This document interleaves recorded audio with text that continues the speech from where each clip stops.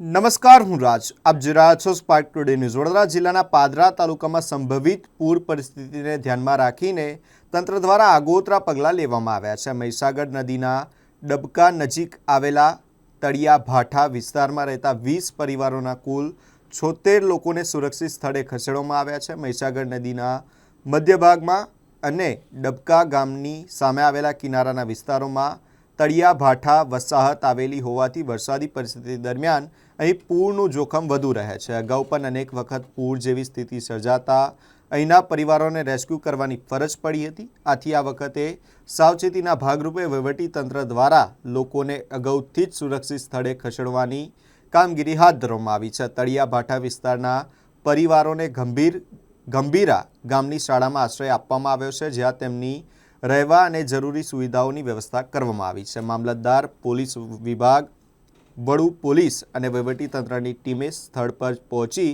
સમગ્ર કાર્યવાહી હાથ ધરી હતી અને પરિસ્થિતિ પર સતત નજર રાખવામાં આવી રહી છે.